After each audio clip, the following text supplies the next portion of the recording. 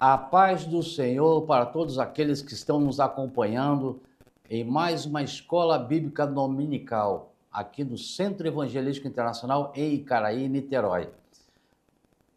Graças a Deus por mais esse início, estamos encerrando, na verdade, mais um trimestre, né, que é o terceiro trimestre de 2025, está sendo encerrada nessa lição de número 13. E eu creio que todos aqueles que têm nos acompanhado, né, durante esse trimestre têm podido, resgatar um conhecimento da Bíblia, da Palavra de Deus, dos ensinamentos, para o conhecimento melhor, para poder continuar caminhando no aprendizado e crescendo no conhecimento, como a própria palavra nos fala. Então, nossas lições desse trimestre, ela tem a nossa revista, na verdade, desse trimestre, ela vem nos falando sobre a igreja em Jerusalém, doutrina, comunhão e fé, a base para o crescimento da igreja em meio às perseguições. Essa é o nosso referencial desse trimestre. Então aprendemos durante esse período muitas coisas importantes lá com a igreja, né, dos primórdios, a igreja primitiva. Mas eu quero aqui abrir um parênteses para que nós possamos, assim, nesse momento, eu peço a você que separe a sua Bíblia, separe a sua revista da Escola Bíblica Dominical, para estar nos acompanhando, todos aqueles que têm a revista, nos acompanhem na sua revistinha, né?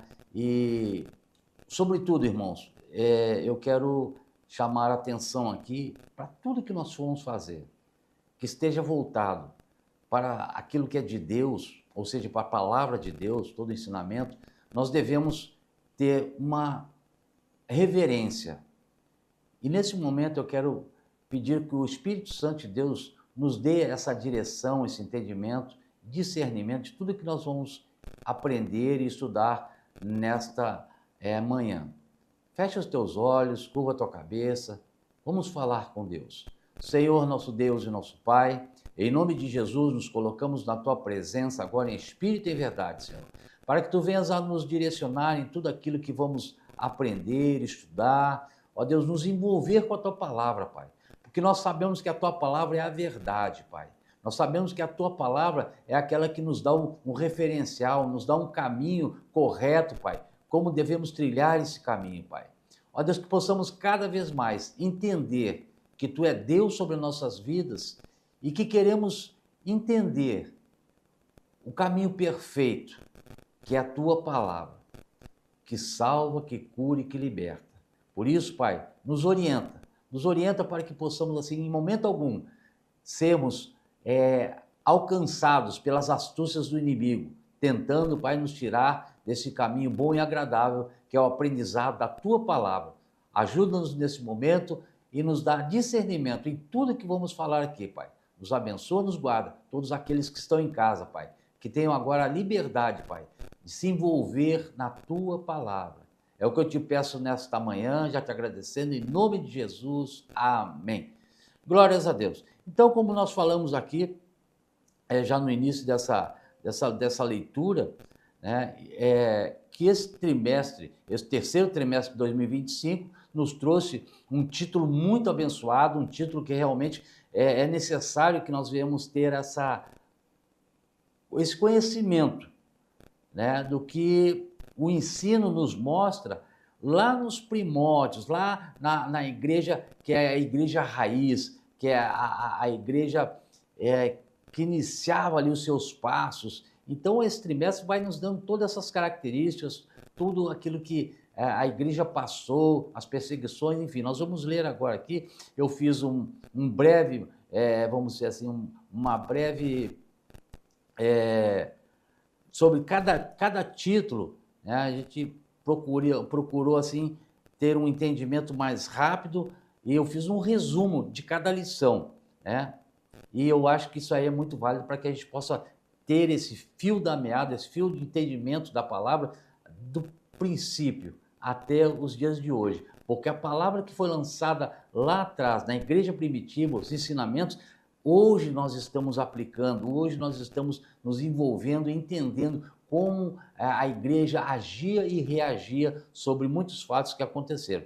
Então, mais uma vez, repetindo o título desse trimestre, a igreja em Jerusalém. Doutrina, comunhão e fé. A base para crescimento da igreja em meio às perseguições. Bem, nesse trimestre, nós estudamos sobre a igreja de Jerusalém, conforme apresentada em Atos dos Apóstolos. Lá no livro de Atos dos Apóstolos é a referência maior do princípio da igreja, onde nós veremos como essa igreja se formou, viveu e expandiu o evangelho para toda a Judéia. Então, veja bem, a palavra de Deus ela está se cumprindo. Então, a igreja aqui tem que fazer a sua missão, a igreja tem que fazer com que aquilo que foi determinado por Deus, né, para a igreja fosse realmente feito. E é muito claro que aqui na lição de número 1, vocês que têm a revista, pode abrir lá sua revistinha, na lição de número 1, que ela nos fala assim, a igreja que nasceu no Pentecostes. O Pentecostes marcou o início da era da igreja. Jesus, agora glorificado, batizou os crentes no Espírito Santo. E o Espírito Santo os inseriu no corpo, de Cristo, que é a igreja, né, que também fala lá em 1 Coríntios 12, 13, cujo nascedouro foi no Pentecostes. Esse evento é essencial porque mostrou que Deus deseja uma igreja capacitada para cumprir a sua missão, que é pregar o evangelho ao mundo, tanto por palavras quanto por ações. No entanto, essa missão só pode ser realizada com êxito pelo poder do Espírito Santo. Então, nessa primeira lição, irmão, nós já podemos ver que a palavra ela é bem concreta, né, consistente nas suas palavras, que a ação de Deus sobre a igreja, ela vem através do Espírito Santo, através desse momento do Pentecostes, onde as pessoas foram batizadas ali com o Espírito Santo. Então, nós já lemos, já estudamos essa parte, nós sabemos bem como aconteceu isso. Isso que é a ação de Deus através do Espírito Santo.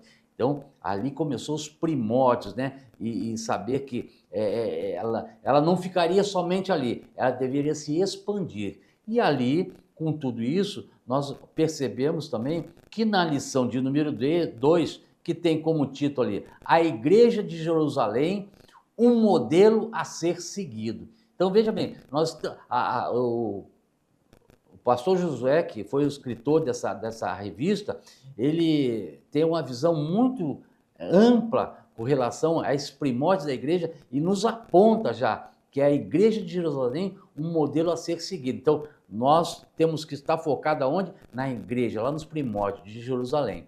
A igreja de Jerusalém, que teve o seu início com a descida do Espírito Santo durante o Pentecostes, estabeleceu-se como um exemplo a ser seguido por todas as gerações de cristãos. Em Atos, capítulo 2, de 37 ao 47, encontramos uma igreja com fundamentos sólidos, alicerçados na doutrina dos apóstolos e no compromisso com a comunhão, oração e piedade. Irmão, eu aqui na minha revista eu grifei isso aí, porque veja bem, é o fundamento sólido, é o alicerce na doutrina dos apóstolos e no compromisso da comunhão e oração. Então veja bem, que já está nos mostrando essa base verdadeira ali, né? Que diz assim, para além disso, essa comunidade praticava os símbolos cristãos fundamentais, como? Quais são esses símbolos fundamentais? O batismo e a ceia do Senhor, manifestando sua fé, forma e prática.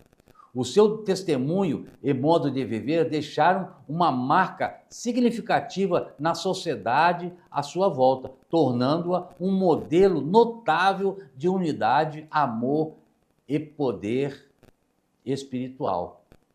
Então, irmãos, esse princípio aqui, colocado como um modelo para que as igrejas de hoje possam olhar lá para o passado e ver que tudo aquilo que acontecia no passado, ao longo da vida da igreja, né? Ao longo da caminhada com a igreja, tudo, as situações que aconteceram, ela vai nos dando respaldo, vai nos dando uma estrutura bem sólida para entendermos isso aí. Então nós temos que estar alicerçados nisso aí, né? E aqui tem 2 pontos que são culminantes para nós podermos ter bem forte isso na nossa vida cristã, ou seja, o batismo e a Santa Ceia do Senhor. Porque junto com o batismo, ele vem carregado de uma série de conhecimentos e atitudes, né? Quando se fala de batismo, se fala de arrependimento, né? E quando se fala de Santa Ceia, também nós falamos o que? Do reconhecimento de erros, de falhas, reconhecimento do amor de Deus, reconhecimento da aliança do Senhor, né? E isso tudo vem acompanhado da fé. Então isso é muito importante que nós temos essa base na nossa vida cristã como igreja. A lição de número 13, ela diz assim: uma igreja fiel à pregação do evangelho. Olha só, uma igreja fiel à pregação do evangelho. A pregação do evangelho é a marca de uma igreja fiel às escrituras. Desde os primeiros dias da igreja de Jerusalém, os apóstolos proclamavam a mensagem de Cristo com ousadia e no poder do Espírito Santo. Ó, 2 palavras fundamentais: ousadia e poder no Espírito Santo. A segunda pregação de Pedro, registrada em Atos 3, demonstra essa fidelidade ao Evangelho, enfatizando a centralidade de Cristo e o chamado ao arrependimento. Então, veja bem, quanto ele nos fala de pregação, quando ele nos fala de esse evangelho que é pregado, é entender que desde o princípio há uma centralidade, ou seja, a Bíblia toda ela é cristocêntrica, ou seja, Cristo no centro de todas as ações, de todas as atitudes, de toda a maneira, de todo o caminhar, é cristocêntrica. E ela vai fazer, então, o chamado também ao arrependimento e a promessa dos tempos, né, de refrigério. A igreja não pode se desviar desse compromisso, pois é por meio da pregação bíblica que o mundo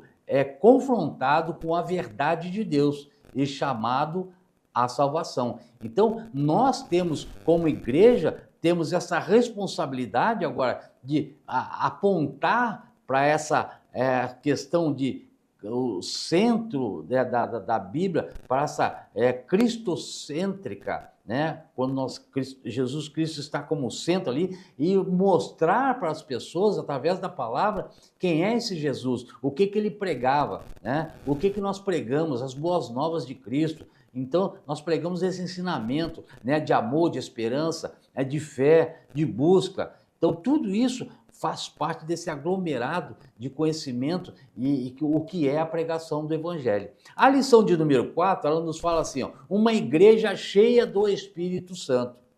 A igreja de Jerusalém, cheia do Espírito Santo, enfrentava os desafios com perseverança, oração e ousadia. Olha só, aqui nós temos um outro grande momento em que nós temos que tomar isso aí como base para a nossa vida como igreja. Enfrentava desafios, né? Porque a própria palavra nos fala que no mundo tereis aflição, mas tem de bom ânimo, eu venci o mundo. Então, o que acontece nesse momento aqui? Enfrentava desafios como? Com perseverança, oração e ousadia. Diante das perseguições, os primeiros cristãos não recuaram na busca, mas buscaram ainda mais a perseverança, a presença de Deus, fortalecendo-se na comunhão e na oração. E eu sublinhei isso aqui agora na minha revista. O Espírito Santo capacitou a igreja a suportar aflições, permanecer firme na fé e proclamar o Evangelho com coragem. Então, essa palavra aqui, irmãos, esse chamado aqui, esse conhecimento, né, diante da palavra, onde o Espírito Santo capacitou a igreja e continua capacitando nos dias de hoje a suportar o quê? As aflições. E o que ele fala aqui? Permanecer firmes o quê? Na fé. E proclamar o evangelho com coragem. Então, nós temos que continuar. Tem perseguições, tem situações difíceis, tem momentos que parece que não aguentamos mais por causa das perseguições, enfim, mas aí é o próprio Espírito Santo, então, que ministra sobre as nossas vidas o entendimento da fé para a gente continuar proclamando o evangelho com coragem, sem ter medo de nada, mas sempre sob a direção do Espírito Santo. Uma igreja cheia do Espírito Santo não se intimida diante das dificuldades, mas avança em sua missão com poder e o quê? Autoridade. Quem dá essa autoridade é o próprio Espírito Santo de Deus. Então isso aí é fundamental para nós que fazemos parte dessa igreja nos dias atuais, olhamos para a igreja primitiva e temos que fazer valer aquilo que eles aprenderam do passado com as próprias dificuldades e hoje deixaram para nós. A lição de número 5 fala assim, ó, uma igreja cheia de amor. Vimos como o amor de Deus derramado nos corações da primeira igreja mobilizou os crentes a socorrer os mais necessitados. Isso acontece de forma voluntária quando cada um, de acordo com as suas posses, né, se prontifica a dar do que lhe pertencia. Não há igreja cristã verdadeira sem essa identificação com o outro. Ninguém pode fechar os olhos diante da necessidade alheia. O verdadeiro amor se realiza no atendimento à necessidade do próximo. Então é justamente isso. Aí nós falamos, quando nós estudamos sobre essa parte aqui, sobre essa quinta lição, o amor, ele supera essas questões e essas dificuldades de níveis sociais, né? Onde tem pessoas que são mais carentes, são mais debilitadas no sentido de ajuda. Então, nós como igreja, nós temos que fazer essa parte, nós temos que ajudar, nós temos que, aquilo que nós temos que, com o que nós temos, né, ajudar as pessoas, seja com a palavra, seja com o mantimento, seja com uma palavra, seja na questão da ação social. As pessoas precisam saber que o que Cristo trouxe para as igrejas, o que ele mostra para as igrejas é esse compartilhamento, é esse estar junto. Ainda que a pessoa esteja passando por dificuldade, a igreja está lá para ajudar naquele momento de dificuldade, está lá para entrar com providência, né? É claro que sempre movida pelo Espírito Santo de Deus, pela ação de Deus na vida da igreja, né? Seja as campanhas do quilo, seja campanhas de ajuda social, seja a questão de busca nos hospitais, enfim, a igreja ela tem que se mobilizar e para isso ela tem que estar cheia de amor. A lição de número 6, ela fala assim, uma igreja não conivente com a mentira. Então, essa lição aqui, ela já vai aqui nos relata, né, sobre aquele momento de Ananias e Safira. Na vida cristã, a verdade deve ser um valor inegociável.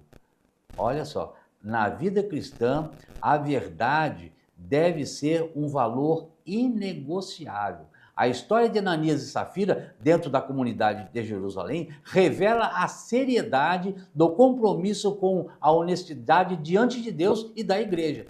Movidos pela cobiça e pela busca do reconhecimento, tentaram enganar os apóstolos, mas foram o quê? Desmascaradas e sofreram juízo imediato. Esta lição nos ensina que a mentira não apenas compromete o nosso caráter, mas também fere a santidade da igreja. A justiça divina, se manifesta para preservar a pureza do povo de Deus, destacando a necessidade de temor, integridade e sinceridade na caminhada cristã. Então, são pontos também, irmãos, fundamentais na vida cristã, essa questão da mentira. Então, quando nós entendemos isso aí, e os cristãos, a igreja em si, como povo de Deus, ela começa verdadeiramente a entender isso aí quando ela entende o que é o temor a Deus. Não é ter medo, mas saber que Deus, ele conhece o desejo do nosso coração. Deus conhece o que está no nosso coração, o que está na nossa mente. Deus conhece. Esse é o temor. Então, quando nós temos temor a Deus, nós sabemos que Deus, ele olha para os nossos pensamentos, para o nosso coração e sabe qual é o nosso desejo. Então, o que aconteceu com Ananias e Safira foi um exemplo clássico, né, que até hoje nós temos que ter muito cuidado, né, pois o Senhor é o seu refúgio. Ali, ele fala assim, ó, eu achei muito interessante isso aqui, ó, destacando a necessidade de temor, integridade e sinceridade na caminhada cristã. Então, são palavras que nos levam a conscientizar desse temor a Deus. Na lição de número 7, ela nos fala assim, uma igreja que não teme a perseguições, a perseguição. Aprendemos com a igreja primitiva, como a igreja primitiva enfrentou as oposições com coragem e fé, confiando na proteção divina. Através da ação de Deus, da intercessão da igreja e da ousadia dos discípulos, o verdadeiro povo de Deus não teme perseguições, pois sabe que o Senhor é o seu refúgio e fortaleza. Então, aqui entra um entendimento de que quando nós conhecemos o Deus que nós servimos, quando a igreja reconhece o Deus que serve, então ela é cercada, ela é envolvida por uma coragem, né, e fé. Isso aí é muito pertinente porque nós estamos falando com Deus. Deus, eu estou sendo perseguido, as coisas estão acontecendo e aquilo gera um temor, gera um medo, mas só que nós confiamos num Deus vivo, num Deus que pode todas as coisas, por isso nós temos que manter sempre focado na esperança. Não, Deus está vendo, as coisas estão acontecendo, eu estou sendo oprimido, eu estou sendo perseguido, eu estou sendo, sabe, ali esmigalhado pelas astúcias do inimigo, que o inimigo ele faz isso e que fica botando situações para que nós venhamos a desistir da caminhada, mas aí que verdadeiramente entra aquela questão de nós podemos dizer que nós confiamos no Senhor. A vontade de Deus ela vai prevalecer em nossas vidas, ainda que estejamos ali numa situação de perseguição, de dúvidas, enfim, certeza de doença, enfim, mas nós sabemos aonde que nós vamos buscar o quê? Esse refúgio, essa fortaleza, aonde que nós vamos buscar a resposta para aquilo que estamos passando. E isso é muito importante que a igreja ela está sendo perseguida, mas ela não teme essa perseguição, porque ela sabe que Deus, ele é... A palavra de Deus nos fala assim, se Deus é por nós, quem será contra? Então, se nós cremos, acreditamos nisso que estamos falando, que a palavra nos ensina sobre isso, com certeza nós vamos ter a convicção e a esperança que Deus já está agindo e que Deus vai modificar a situação ao qual nós nos encontramos e Ele vai entrar com a resposta e com a sua ação protetora. A lição de número 8 fala assim, uma igreja que enfrenta os seus problemas. Nessa lição, nós aprendemos como a igreja primitiva enfrentou e solucionou conflitos internos, destacando a importância da diaconia no serviço cristão. O crescimento da igreja trouxe desafios sociais e culturais, mas os apóstolos, guiados pelo Espírito Santo, instituíram diáconos para auxiliar no cuidado dos necessitados, sem comprometer a pregação da palavra e a prática da oração no ministério. A igreja deve equilibrar sua missão espiritual e social, reconhecendo que ambos os aspectos são essenciais. Como igreja, precisamos refletir sobre a importância do serviço cristão e como podemos aplicá-lo em nossa igreja local. Então aqui, irmão, essa lição, ela nos fala bem claramente na instituição de diáconos, presbíteros, aqueles que iam ajudar ali, aqueles que estavam pregando a palavra, muitas vezes não tinham tempo de estar vendo o que estava acontecendo ali na igreja, aquele irmão necessitado, aquele irmão que precisava talvez de uma conversa, de um esclarecimento, precisava de um aconchego, precisava de ser escutado por alguém. Enfim, os pastores estavam ali ensinando a palavra, pregando a palavra. Então, por isso instituíram que os diáconos para dar esse apoio com as pessoas, orientando, buscando, incentivando, fornecendo algo que muitas vezes as pessoas vinham e desejavam ter, enfim. A grande questão aqui é que houve, então, um desses problemas era isso, que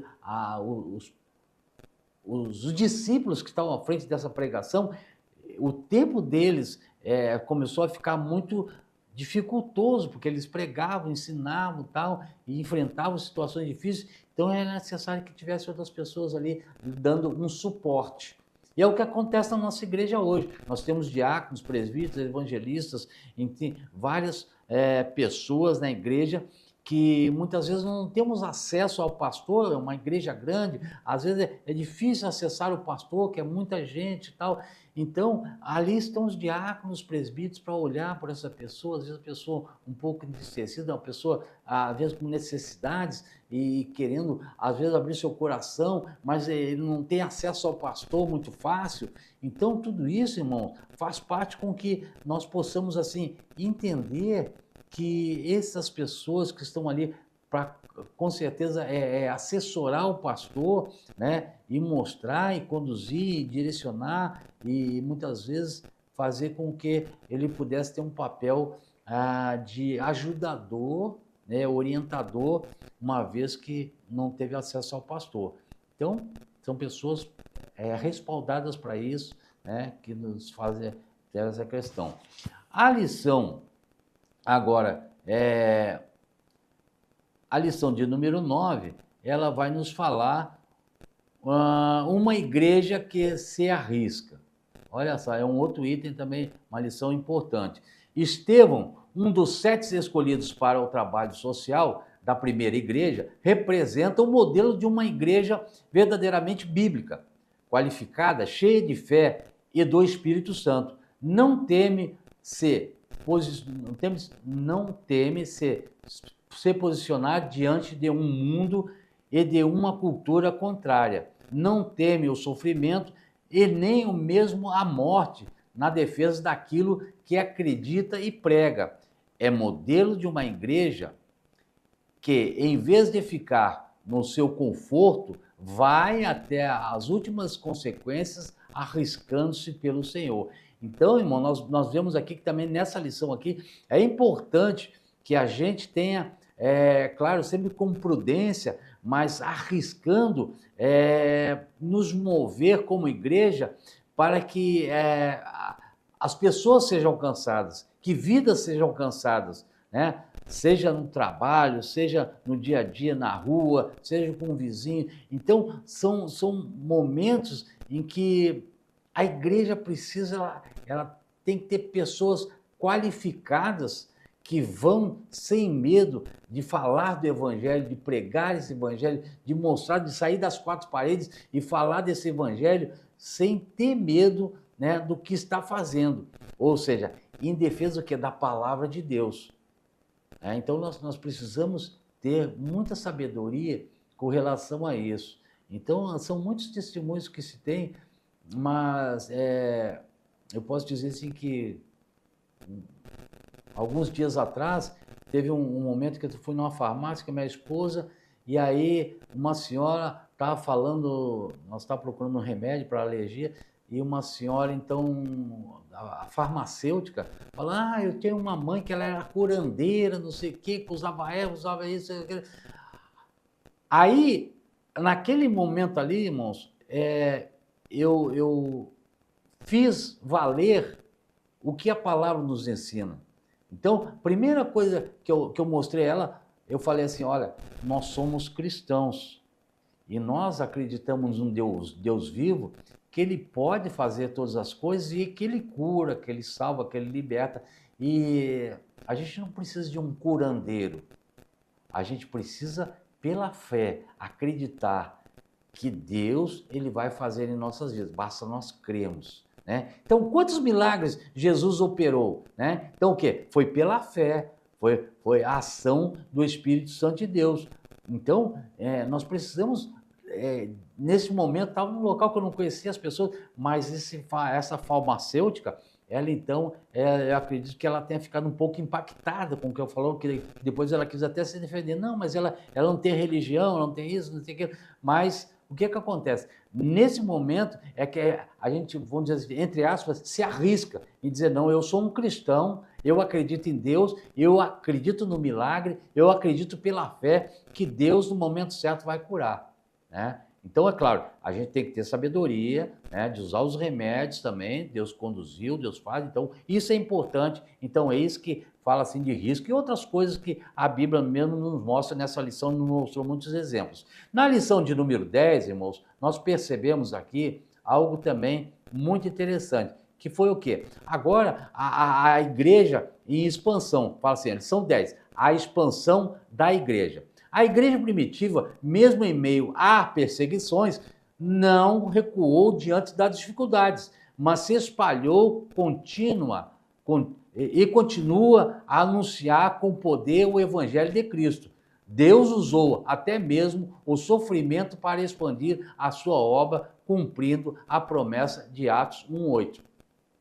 Então, é bem claro aqui, quando se fala dessa... A igreja não pode parar.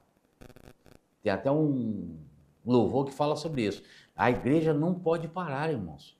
Nós, como igreja, nós temos que dar prosseguimento, vamos ter perseguições, vamos ter dificuldades, vamos ter momentos difíceis, mas nós não podemos parar de proclamar o evangelho, de falar desse evangelho das boas novas, desse evangelho que cura, salva e liberta.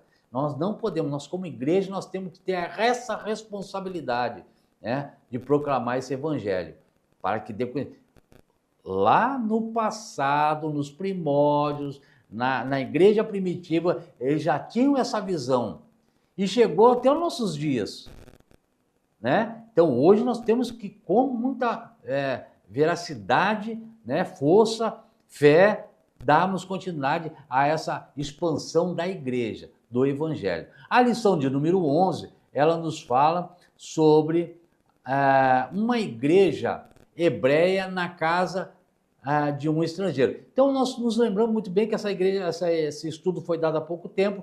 Então ela fala, nessa lição estudamos um dos momentos mais marcantes da história da igreja, a visita do apóstolo Pedro à casa do centurião Cornélio. Esse episódio revela que o plano de salvação em Cristo não está restrito a um povo ou cultura, mas se estende a todas as nações, através da ação do Espírito Santo. Deus rompe barreiras, etnias, situações éticas e culturais, mostrando que não faz acepção de pessoas. Aprendemos que a mensagem do Evangelho alcançou os gentios com poder a partir da igreja de Jerusalém. Então, irmãos, isso aqui é muito claro aqui também, que nós estudamos muito essa lição. Então, vê ali que existia uma barreira, né, entre os gentios e os judeus, o próprio Pedro, que era ali seguidor de Cristo, que estava como apóstolo ali, então ele tinha essa barreira, e essa barreira caiu por terra a partir do momento que o Espírito Santo, então, batizou aqueles gentios.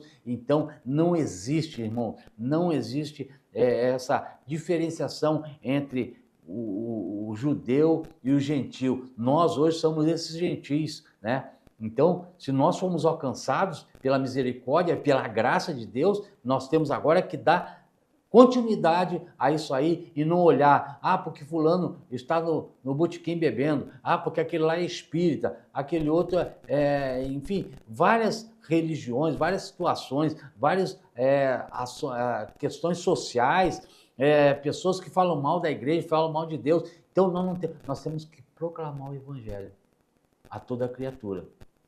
E uma coisa bem clara que eu aprendi desde o início da minha vida cristã é algo que é maravilhoso, que é o entendimento de que nós só temos que abrir nossa boca, pregar o evangelho.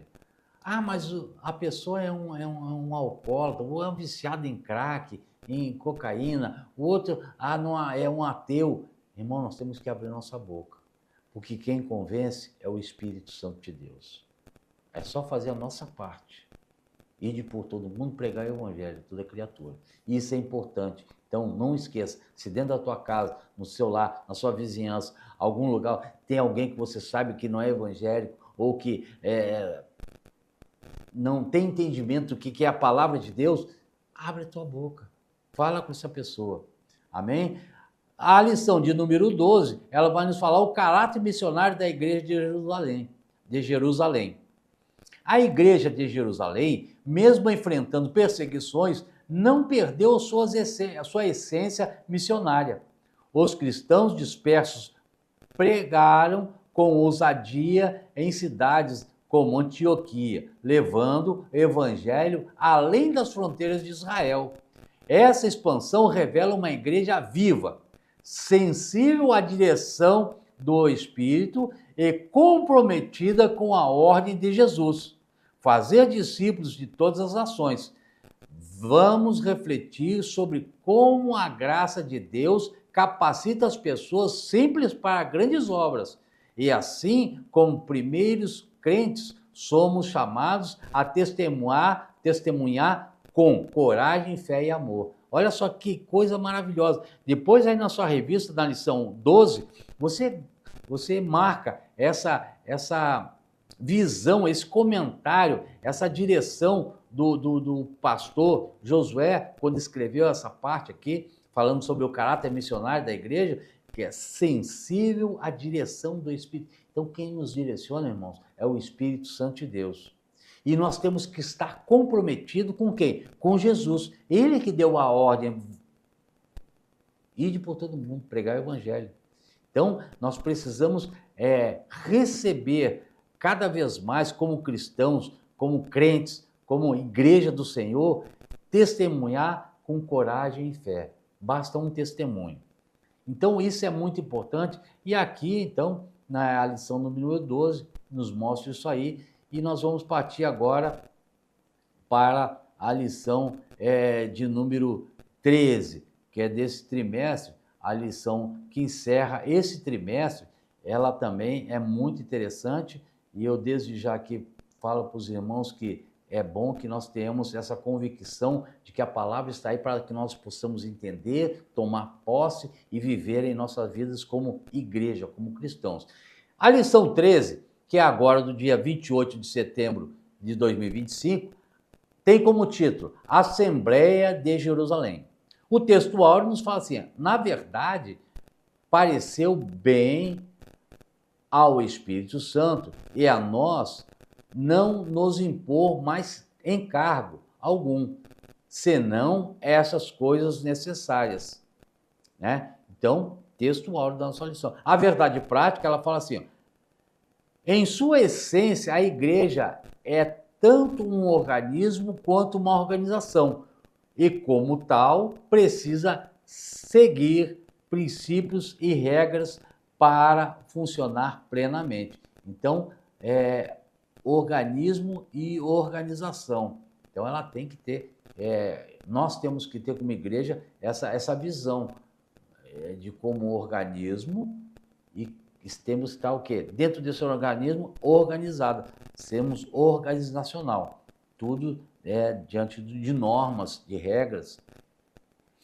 A leitura. Agora eu vou fazer a leitura bíblica em classe. Você pega a sua revista, se você não tem, pega aí a sua Bíblia, está lá no livro de Atos dos Apóstolos, no capítulo 15, versículo 22 até o 32. Vou estar lendo para que nós possamos entender que através dessa passagem bíblica é onde está o nosso estudo, que justamente vai nos trazer esse fechamento de trimestre, falando sobre essa assembleia em Jerusalém, de Jerusalém. Vamos mostrar por que essa assembleia. né, como fechamento.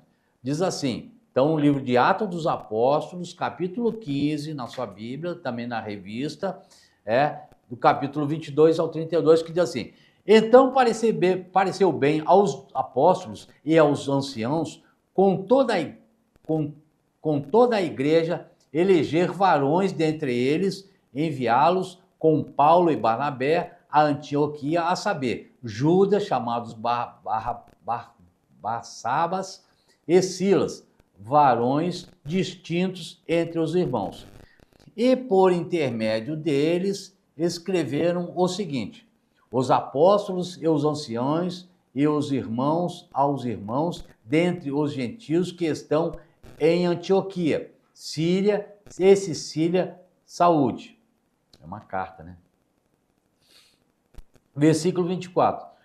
Porquanto ouvimos que alguns que saíram dentre nós vos perturbaram com palavras e transformaram a vossa alma, não lhes tendo nós dado mandamento. Pareceu-nos bem reunidos,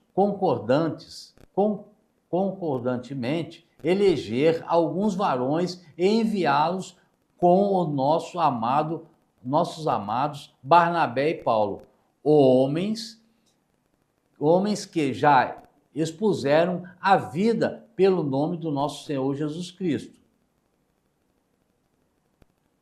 Enviamos, portanto, Judas e Silas, os quais de boca vos anunciaram também o mesmo. Na verdade, pareceu bem ao Espírito Santo e a nós não vos impor mais encargos algum, senão essas coisas necessárias, que vos abstenhais de coisas sacrificadas aos ídolos, e do sangue, e da carne sufocada, e das da fornicação. Dessas coisas fareis bem se guardardes bem vos vá. Tendo-se eles, então, despedidos, partiram para Antioquia e, ajuntando a multidão, entregaram a carta. E quando a leram, alegraram-se pela exortação. Depois, 32 agora, depois Judas e Silas, que também eram profetas, exortaram e confirmaram os irmãos com muitas palavras. Bem, então esse texto aí, irmão, nos mostra essa carta que foi enviada lá a Antioquia e que nos mostra, assim, o cuidado que eles tinham de enviar pessoas agora para divulgar e para que eles percebessem que estava faltando algo ali. Então, eles exortaram aquela igreja ali de Antioquia. Na introdução, nos fala assim: encerramos nosso trimestre estudando um dos momentos mais importantes da história da igreja primitiva em Jerusalém, a Assembleia de Jerusalém. Diante de um grave conflito doutrinário sobre a salvação dos gentios, os líderes da igreja buscaram, com sabedoria e submissão ao Espírito Santo, uma solução que preservasse doutrina da graça e a unidade do corpo. Então, aqui essa nossa introdução nos mostra qual foi a finalidade dessa carta. O tópico 1, ele nos diz assim, a questão da doutrina. Subitem 1, do tópico 1, acompanhe na tua revista. O relatório missionário. Tudo começou quando Paulo e Barnabé apresentaram à igreja de Antioquia um relatório sobre a primeira viagem missionária que haviam realizado. Nesse relatório, os missionários narraram o que Deus havia feito entre os gentios no contexto com estes e como estes aceitaram a fé. O relatório deixa implícito que a salvação dos gentios ocorreu inteiramente pela graça de Deus, sem que nenhuma exigência da lei, como a circuncisão fosse imposta a eles. Tanto Paulo quanto Barnabé viam a ação de Deus manifestada por meio de milagres extraordinários entre os gentios, como um sinal de sua aprovação, demonstrando que nenhuma outra exigência além da fé em Jesus era necessário para a salvação. Em outras palavras, a salvação é um dom de Deus concedido inteiramente por sua graça. Irmãos, nós percebemos aqui nesse subitem 1 que ali estava sendo jogada por terra a questão de certas doutrinas que os antigos ainda estavam arraigados a determinados mandamentos. Então, quando houve aquela situação lá de Pedro, em que os gentios foram batizados ali caiu por terra toda essa indiferença e certas coisas que eles estavam preservando, né? Que era a questão de estar buscando ali certas mandamentos da época, e estavam muito apegados à lei, né? Que não deixavam com que eles que outras pessoas pudessem receber essa graça de Deus, né? Que é pela fé, que é pelo conhecimento dos ensinos. Então, eles estavam muito voltados para certos mandamentos que, naquele momento, agora com Jesus, na vinda, ele já essas questões já estavam superadas. Agora era um novo momento, né? E como ele fala aqui, além da fé em Jesus, coisas que ainda persistiam, como certos legalismos, né, da lei tal, que eles enfrentavam ali. Então, isso é importante a gente entender, porque eles viam muito essa questão daquela aliança com Deus, dos judeus ter o prepúcio cortado ali e tal, para poder ter essa aliança com Deus, só os judeus que tinham esse conhecimento. Então, isso aí tudo foi jogado por terra no momento em que Jesus vem. Então, a graça de Deus vem sobre, né, eles, e ali eles foram entendendo melhor, e a igreja precisava ter esse conhecimento para não ter mais separação. A exigência da circuncisão aos gentios gerou uma série de questionamentos sobre a natureza da salvação em Cristo Jesus. Então, a salvação vem pelo crer, pela fé em Jesus, né? E no Antigo Testamento ele nos fala sobre essa questão dessa circuncisão.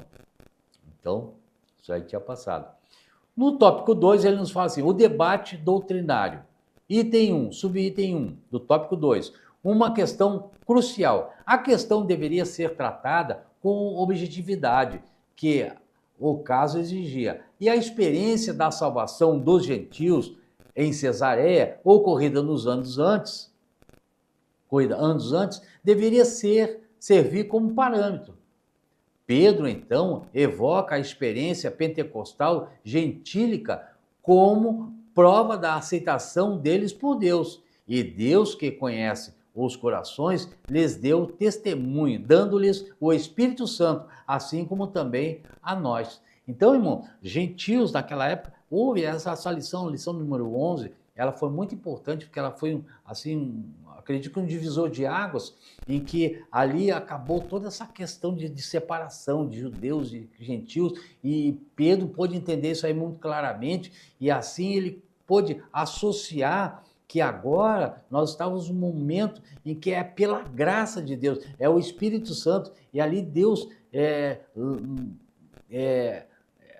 providencia, né, que aqueles gentios fossem tocados, fossem batizados pelo Espírito Santo ali de Deus, e ali se tornou então uma grande momento, né, como eu falei aqui, um divisor de águas, que ali eles puderam entender que Deus ele habitava ali e batizava também com o Espírito Santo os gentios. E chega aos nossos dias, os dias de hoje. O subitem 2, do tópico 2, ele fala assim, a experiência do Pentecoste na fé dos gentios. Então, esse momento do Pentecostes aqui também é muito importante. O derramamento do Espírito Santo sobre os gentios, anos antes, em Cesareia, na casa de Cornélio, havia sido uma experiência objetiva, física e observável. por todos os presentes ali. Nós já lemos isso aí na lição de Ano Novo, mais uma vez, essa divisão de água, né, com essa referência, nós já entendemos muito bem aquela passagem, aquele momento.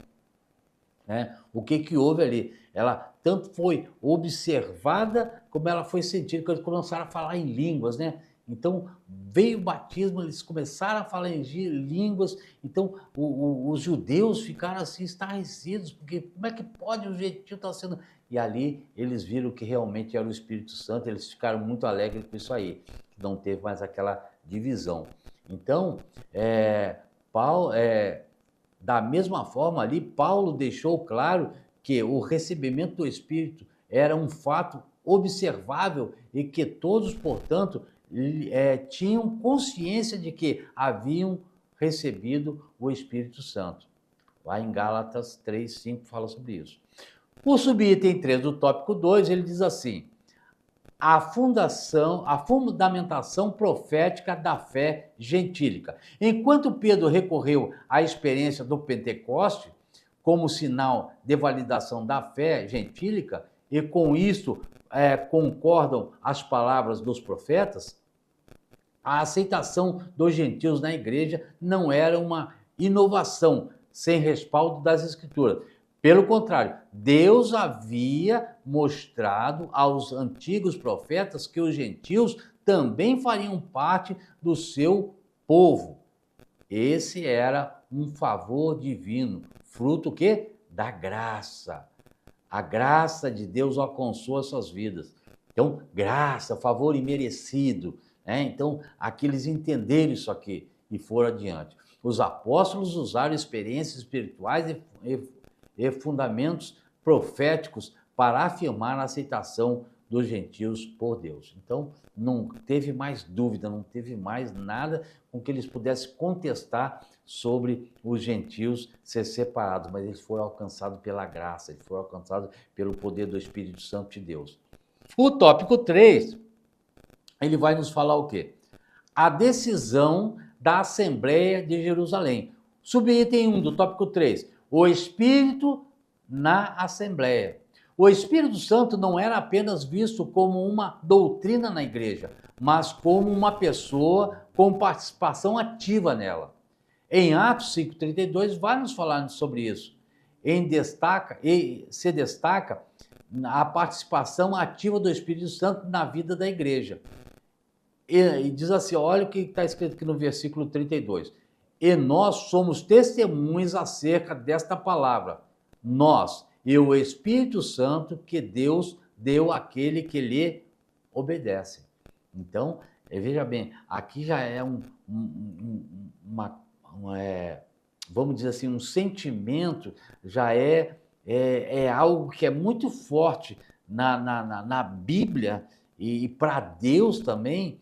E desde o princípio, isso aí a gente vê também, é uma palavra que é fundamental que o cristão tenha bem claro na sua vida de igreja, uma vida cristã.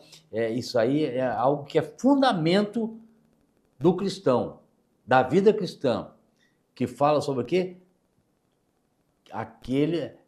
Que Deus deu àqueles que lhe obedecem.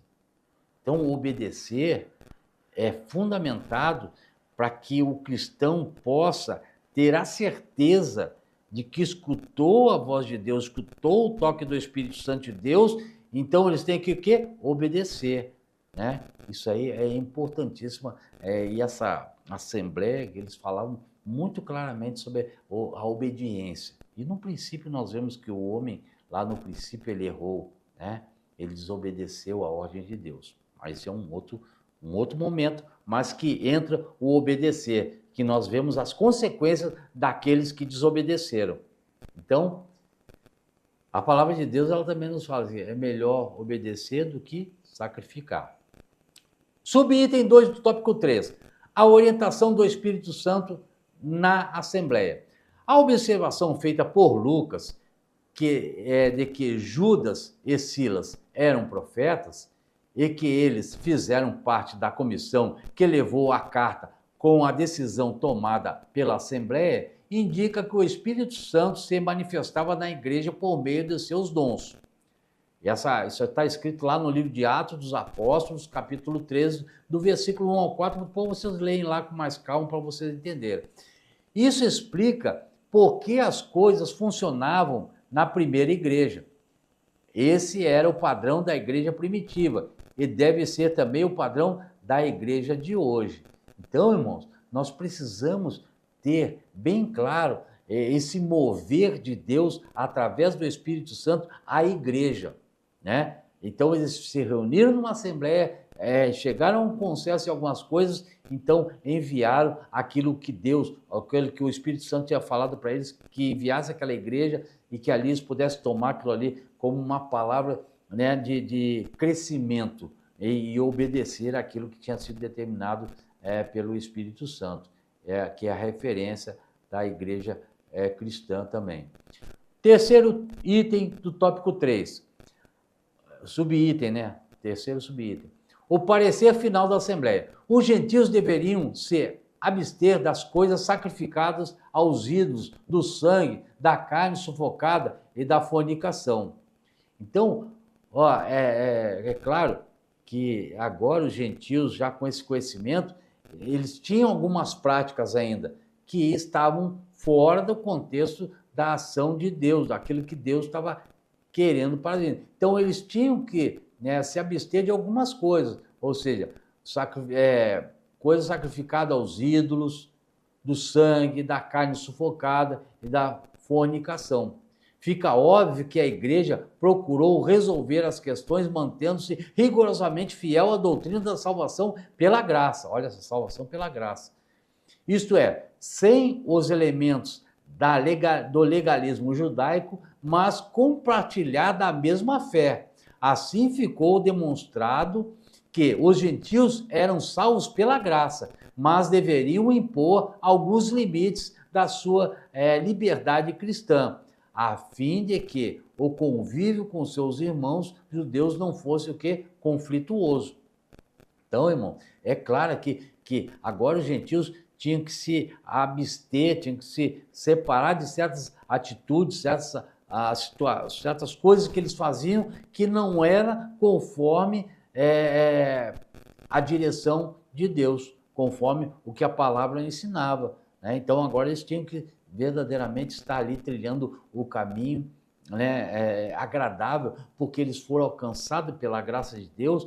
Então não era mais necessário que eles tivessem certos movimentos, certas atitudes, certas situações, como acontece nos dias atuais, né?